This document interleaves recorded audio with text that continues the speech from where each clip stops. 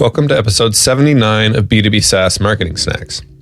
In this one, Stijn and I cover a topic you might not expect: why you shouldn't hire a marketing agency. It's not a surprise that both Stijn and I feel strongly that there are plenty of scenarios where adding the right agency can create enormous growth for your company. But there are also plenty of instances where hiring a typical agency won't solve your marketing problem, but will instead exacerbate it and will only delay you being able to find a meaningful solution. We'll cover what to look for within your company to tell you if you're ready for an agency, as well as what to look for in the agency to find the best one that fits your needs. Hopefully this can help you quickly find the best long-term marketing solution for your company and support your growth goals for years to come. Enjoy. All right, Stijn, welcome back, and thank you again for joining as always. It's just the two of us today, but I wanted to bring up a topic that, I think a lot about, and I think a lot of companies kind of breeze through it, but maybe not thinking too deeply about, and I thought it might be helpful. And it's kind of antithetical to what we might typically talk about. It's really why you as a B2B SaaS company should not hire a marketing agency. The typical marketing agency gets kind of a bad rap from early stage companies, right? Particularly in that they promise things that they can't hit. They kind of use vague, flowery language. They're all ideas and no execution. There's a lot of kind of things that sometimes are warranted, right? But there's also a kind of aside from the agency perspective that this bad rap is there, but the client maybe has some stake in it as well, right? As an agency, you typically can't control full strategy.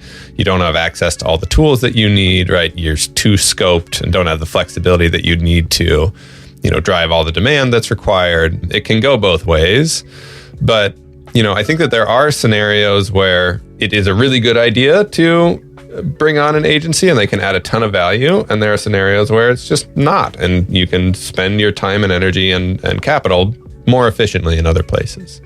And I know that you have a ton of experience on both sides of this coin. And so I thought it'd be a good discussion. I wanted to, maybe we can just start with, let's start on a positive note. When would you say that agencies are a great idea? Like when, from a company's perspective, like what situation lends itself really well to just plugging in a performance marketing agency? One of the reasons we started Colungi is that when you are early in your go-to-market journey, there's so many things you're doing for the first time. And those things can be very costly, right? If you get them wrong 1 or 2 or 3 times in a row. Building a website on the wrong platform, starting marketing campaigns without having anything meaningful to say, or not knowing what your ICP is, or figuring out kind of that certain channels were not the right channels, where someone could have just told you that, and you didn't spend 6 months of ad budget on it. So there's so many reasons why you should hire people who've done it before. And an agency is a great way to do so, right? Especially if you have an agency that is very focused on who have you as the ICP, right? They're, in the case of Colungi, focused on B2B SaaS companies that are early stage. But if you are a spa for a medical spa, then there's probably a marketing agency that does only medical spas, right? Which would be a great fit. To that point, right, I actually just today talked with a company that is early stage. They just have launched their product and, have one paying customer. And on the one hand, they have their CEO saying that, hey, if you get us in front of any prospect, we will close because our product is that good, right? And then you have the salesperson on the other end of the coin saying that I can't get meetings, right? Nobody wants to book a meeting with me. I can't figure out why. And ironically, they were reaching out to, Colungi, a marketing agency, for help. And obviously Colungi, we bring a lot of strategic work to our clients. And so I do think that, budget aside, it was a good idea to reach out to us. But the typical agency just wouldn't be able to help. To your point, building out the right strategy, right, and answering not only what it's for, but whose it's for, are so critical in those early days. And they're just things that maybe you cannot answer with a typical agency. I do think that, maybe it's something, and I'd love your opinion on it, but it could be that just the company, a more mature company, can have a much easier time extracting really solid value from an agency, right? They theoretically already have their marketing channels built out. They already know that Google ads work. They know that the SEO has worked and just needs, at this point, you're basically just continuing along a path and blocking and tackling against an existing strategy. In that sense, right, I do see a more typical agency working really well. But I'm sure that there are some intricacies in there that might make it different. What do you see from your side? Yeah, I think the larger and the more mature a company gets, the more an agency has to compete with other people who know what to do, but they just might not be as efficient at doing it, right? Or they don't need this capability all the time. Or so an agency has to provide better ROI because they have economies of scale, or they have very specific specialist expertise that their client needs once in a while. And I think that's where you also get a much more often frustrating experience, because in the end, what you're then really doing, you're hiring people outside of your company, not necessarily an agency, and the experience you have with the individuals that happen to end up working on your account will be a big part of the value that you can extract, right? And what will agencies do? Just like most professional service organizations, right? They'll give you really good people early on, and then over time, and that usually means they're not very profitable. And then over time, they'll try to get more profitable, maybe getting you more junior people to help service you. Right? Sometimes that's part of the strategy. Sometimes that happens more unconsciously. I think with early stage companies, Kalungi has that challenge a little less, because there's much more, clients who just have never done something themselves, or they have no clue where to start. Right? So then you're not just buying the people and the capacity that have to basically be better and more efficient and less costly than what you would do in-house. But you're also buying a playbook, you're buying a methodology, you're buying a strategy, you're buying a whole bunch of things that are not necessarily just a function of who do you get, but also what do you get. So I think there it's a little different whether you are asking this question, like, why should I not hire a marketing agency for a more mature company versus immature? The other thing that I usually recommend is to not outsource something that you don't really understand. And that's absolutely true for these larger companies, right? Because they usually have an ability in-house to learn how to do some of these things themselves before they decide, hey, it's good to outsource this, and this is kind of what a good outsourcing deal would look like, right? It would either yield more outcomes, or it would be a little more cost efficient, etc. If I kind of live by that rule, it's really hard for a small startup to apply that, right? Okay, I'm going to hire Kalungi. I'm going to outsource my marketing, but then according to Stijn's rule, I shouldn't do that unless I understand that, and that's tricky, right? So there, I think it's much more of a journey that you go on with the CEO or the founder of these companies, where you have to really behave as if they would hire like a full-time team member or a full-time team.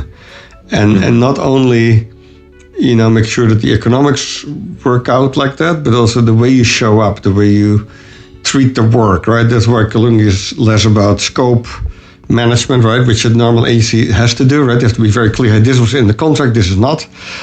Kalungi doesn't really do that, because you want the customer to really feel that we're like your in-house team, right? If we find out that something is not working, we need to do something else, and we didn't know that before, we're not going to say, oh, that was out of scope, now you have to pay more. Because your in-house team wouldn't do that. So I think that's where it's, again, the question you're asking today in today's podcast is a little different for big versus small companies, early versus late stage. You bring up a good point especially for early stage. It's almost, I think you were the one who made this analogy way back when. I'll give you credit for it.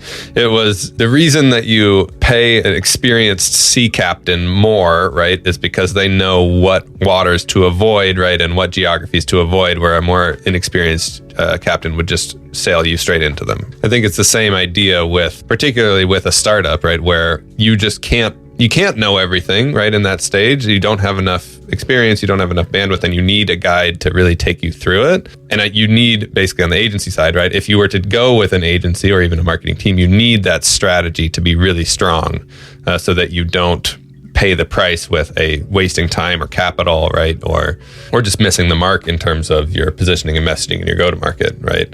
And so it is really so important to have that guide in the process, particularly when you are small. And a lot of typical agencies just don't have that for you, right? They don't have that capability. Yeah, there's this story, I think that's maybe what you're referring to. Maybe it should cost you $1 for someone who's turning screws for you, like $1 per screw, but then it should cost you $10,000 for someone who knows which screw to turn, right? Yeah.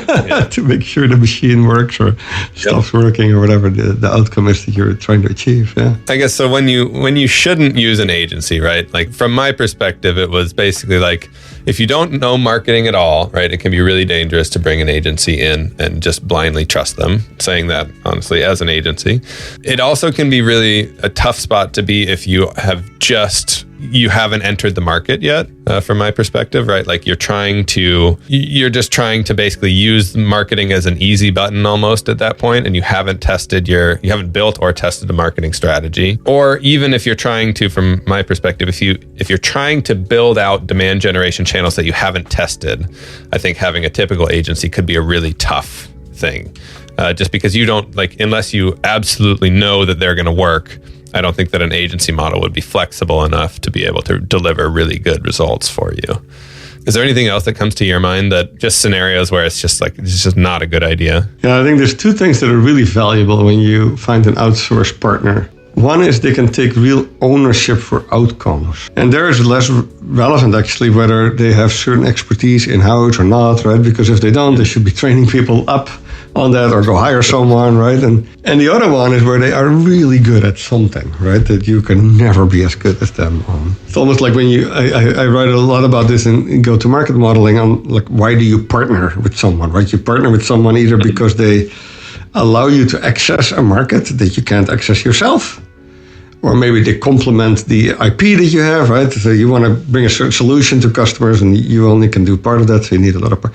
But the most important, the most common reason to partner is because someone does something cheaper, faster, better than you, right? Selling, marketing, servicing, etc.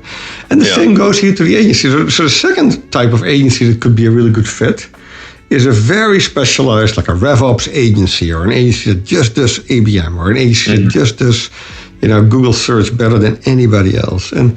But I think you go for either of those two. And Columbia falls in the first category, right, where you basically take accountability for results, and you basically say, we do anything you need from a marketing perspective. It could be a podcast, could be reinventing your logo, could be just getting your HubSpot to work correctly. But all of those things fall under, we take accountability for the outcomes that will be driven by the combination of all of this. And we don't have scope creep problems and things like that.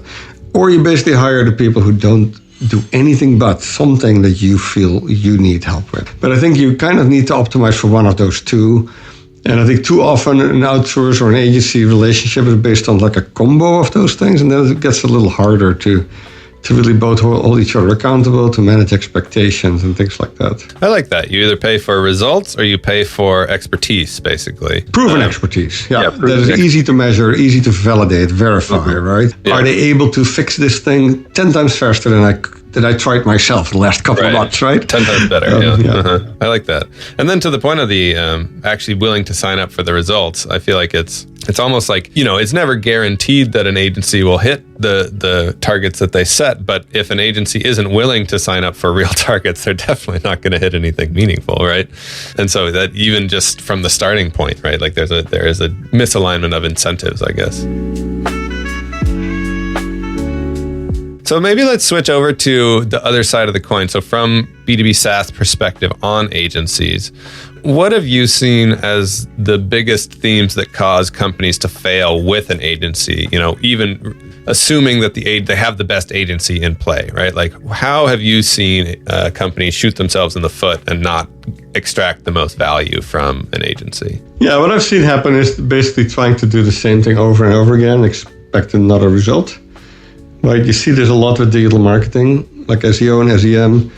When as a company, you're growing into a more mature market, things like SEO, SEM get harder. They get more, and even IBM and sponsorships and events, all those things get more expensive as kind of a market matures. Because in the market category, we talk about this a lot in other episodes, competition gets stronger, and it's kind of a race to the bottom sometimes, and the margins will diminish over time. It will get also challenging for agencies to then get more out of the channels that maybe gave you more in the past. And then just swapping out one agency for another. Maybe you do it one time because you think there's something that maybe a new agency can bring in a creative approach or whatever. But if it's all these kind of known marketing tactics, the reality is that you're not going to succeed by just switching vendors. So I've seen that go wrong many times. The other thing that I can see go wrong all the time is trying to do tactical stuff before you do the strategy, right? And especially now with the use of AI. So AI is allowing us to do things that agencies used to do sometimes ourselves, right? The writing, the structuring, the researching, all these things that you need human labor for that are relatively easy to improve or to do with AI. They now become reasons for the tactical execution to become even easier, and just thus also increasing the risk that you don't actually do the strategic work, right? Hey, what is the part of the market that we really want to focus on? The value prop, who's it for, what's it for, questions that you mentioned earlier. So I think that's the other reason why a lot of agencies get in trouble, because they work with a client who's not willing to spend time on the strategic questions and cannot add to your point, the prospect that you talked with who had one client and already had kind of decided that their product was the best, solution since sliced bread. And that if you just found an agency that would sign up for him, basically saying, if you just get 100 people in the door, we'll have 100 new clients. Of course, that's not going to work. There's a reason we want companies to get to product market fit first, etc. So that kind of journey, right? The product market fit journey, and at what time are you able to scale things through, for example, external help like an agency, is really the reason why it sometimes fails, because companies don't have the product market fit that they think they have. They're starting to pour gasoline on the wrong fire. Or they're not able to they get an agency, they get going, get started, and they're not able to brief them correctly or to give them the right answers to some very valid questions they will ask early on. So that's another great reason for things to go off the rails. And even to your point on the larger companies, right, they've already established, they already have product market fit. They can almost treat marketing agencies like a commoditized resource and tend to churn through a lot of those agencies. The problem with that is, every time that you churn through one, you lose however many 3 months-ish of progress, right? With having to fire, hire, and retrain. And that start-stop motion can be really detrimental to the progress that you can make from a marketing perspective. But back to the point that you made on AI, right? AI is almost like for a lot of agencies, kind of the agency killer in a lot of ways, because of, if those agencies are really the commoditized resource, right? AI kind of takes the knees out from a cost perspective of a lot of the lower end work that they would do. And really, it seems like it will create a landscape where only kind of the most strategic and most effective survive, where the ones that just kind of played in the lower to middle tiers just there's no edge for them anymore. There's nothing for them to stand on. So you might have answered this with one of your previous topics, but I want to make sure, I have run into an argument a lot that because you're an agency, you won't be able to understand my industry like I do, right? Won't be able to understand my company like I do. And so your approaches and your knowledge is just a little bit too generic to really add the value that I need it to. Have you seen that to be the case with agencies? Is there anything that B2B SaaS companies should look for to show them that is or is not the case when they're hiring an agency, right? Because if it was the case all the time, right, it wouldn't add any value. But I feel like there are ways, and we like to think that we have ways of getting around it. But especially from your perspective inside of companies, right, hiring on agencies, what have you seen? It's so personal. I think there's a lot of people that get hired as an employee that don't really onboard as fast as you would like them to and don't get to know the business that well. Same can happen with an agency. I don't know if I could really pinpoint that whether it's an agency or a full-time hire, whether the actual ability for them to grasp your business quickly and to start getting to know the clients is really that different. Mm-hmm. You should, of course, expect an agency to interview your clients, to really do a good job kind of internalizing your value proposition. Usually we would do like a workshop early on, right, to get the whole team really aligned on that. And honestly, I don't think that is done much better or faster when you hire in-house.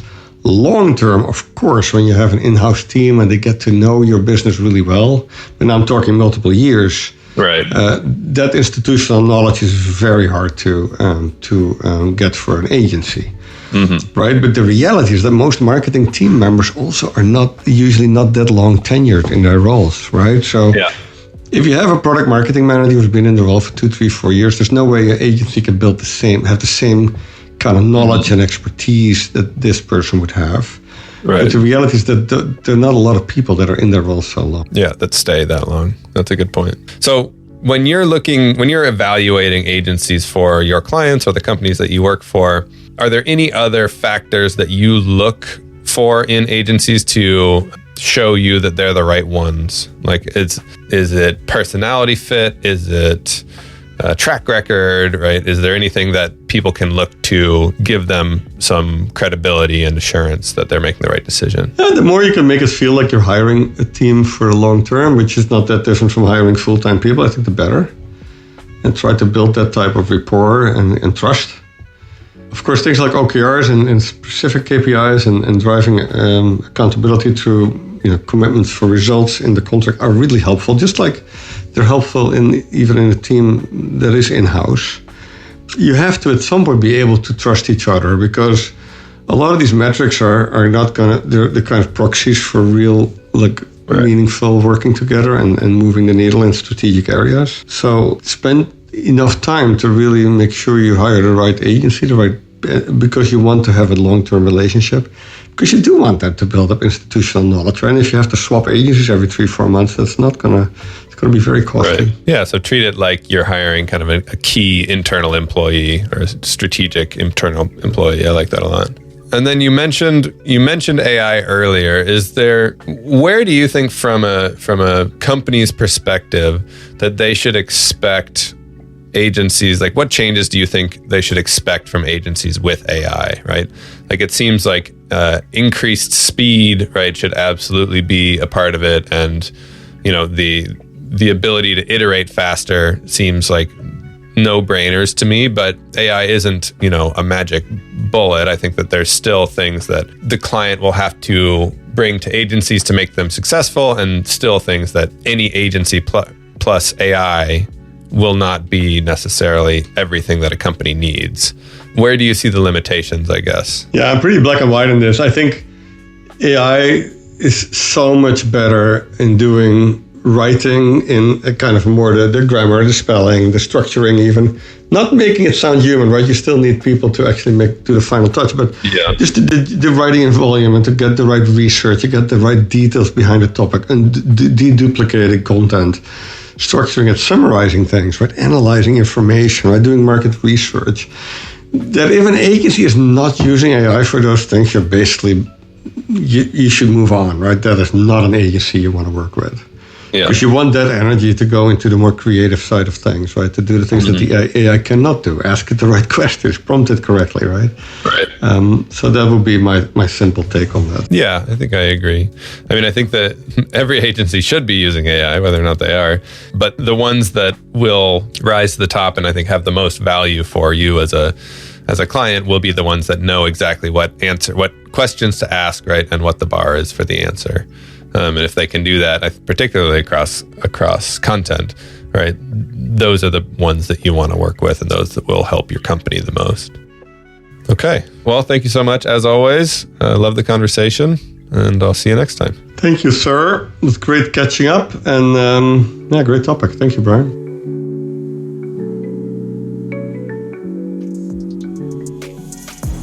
Thank you to Adriano Valerio for producing this episode and the Kalungi team for helping us make this whole thing work.